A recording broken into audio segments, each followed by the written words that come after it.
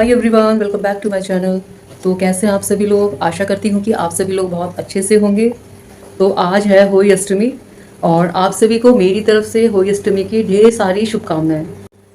घर में चाहे कोई भी त्योहार हो, फेस्टिवल हो, हम जो हाउस मेकर हैं तो हमको जो घर का काम है वो तो सारा करना ही रहता है।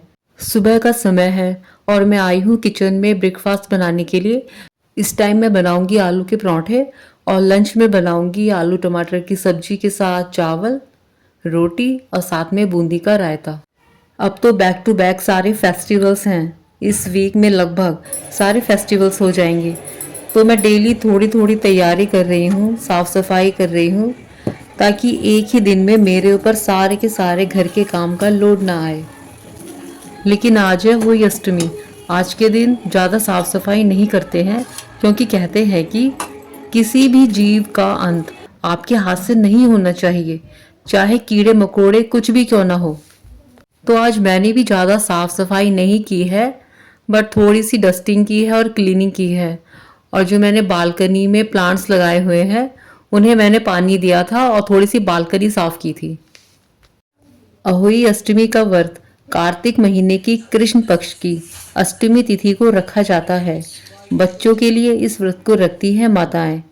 इस व्रत के अपने अपने घर की परंपरा के हिसाब से कुछ कुछ नियम थोड़े अलग होते हैं।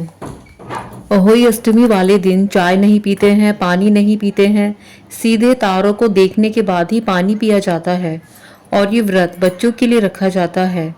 तो मैं थोड़ी सी साफ सफाई करके दोपहर का खाना बना के ही पूजा की तैयारी करूंगी। होली अष्टमी की पूजा आप सुबह, दोपहर, शाम किसी भी टाइम कर सकते हैं। अगर आप वर्किंग हैं तो उसकी पूजा आप दोपहर के बाद भी कर सकते हैं।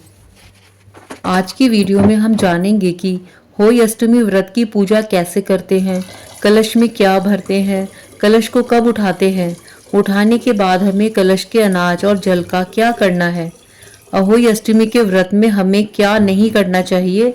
इस वीडियो में आपको संपूर्ण जानकारी प्राप्त होगी।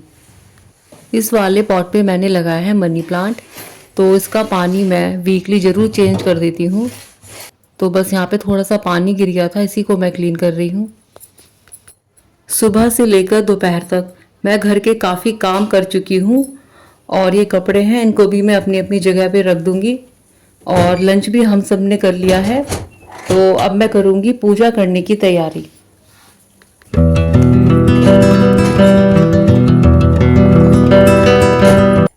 तो जिस जगह हमें पूजा करनी है सबसे पहले हमें उस स्थान को अच्छे से साफ कर लेना है। तो यहाँ पे मैंने मॉर्निंग में ही अच्छे से क्लीन कर लिया था। सबसे पहले हमें चौकी पर एक साफ सुथरा कपड़ा बिछा लेना है।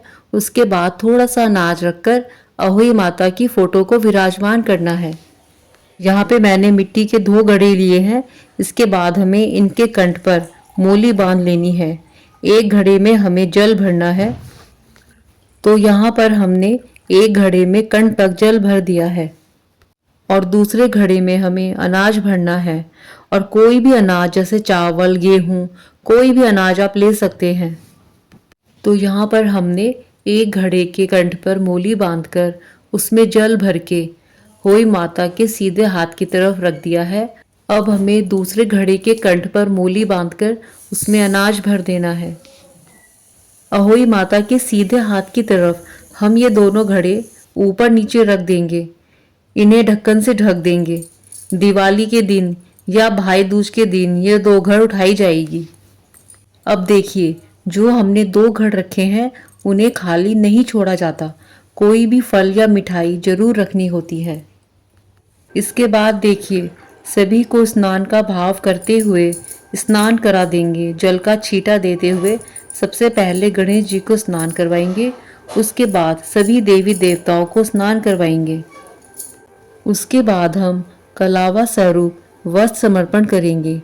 ओम वस्त्रम समर्पाय। फिर माता रानी के लिए चुनरी लेकर आए हैं तो चुनरी उड़ा दीजिएगा। अब हमें हल्दी का टीका करना है।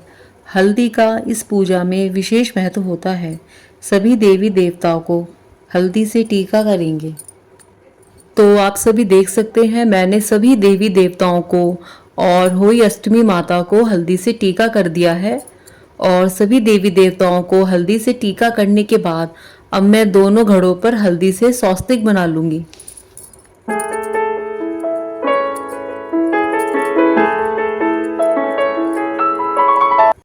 जहाँ पर हम पूजा कर रहे हैं चौकी के समीप ही हम हल्दी से स्वस्तिक बनाएंगे, क्योंकि हल्दी का इस वाले त्योहार में विशेष महत्व है और हमेशा रेखा बाहर से भीतर की ओर ही खींची जाती है। इसके बाद जो हमने माता के सामने अनाज की प्लेट रखी है उसके ऊपर दिया रखेंगे और उसे जला देंगे। और यहाँ पर मैंने हर श्रृंगार के फूल यानी कि पारिजात के फूल भी भगवान जी को समर्पित किए हैं, क्योंकि हर श्रृंगार का पेड़ मेरे घर के सामने ही लगा हुआ है।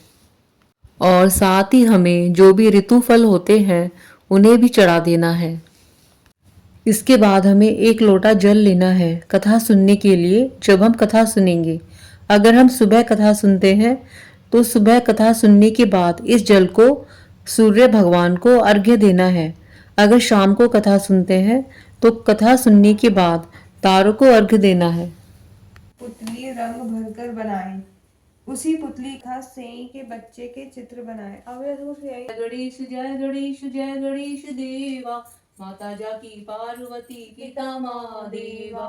जय गणेश जय गणेश जय गणेश देवा, माता जाकी पार्वती पिता महादेवा।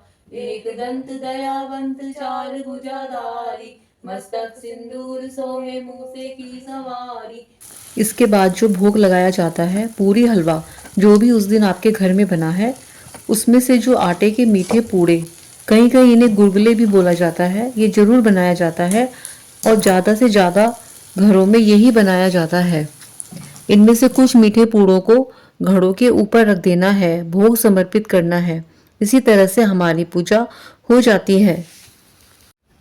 तो अब आसमान में तारे निकल आए हैं और बाहर अंधेरा हो गया है और मैं आई हूँ यहाँ पे तारों को अर्घ्य देने के लिए।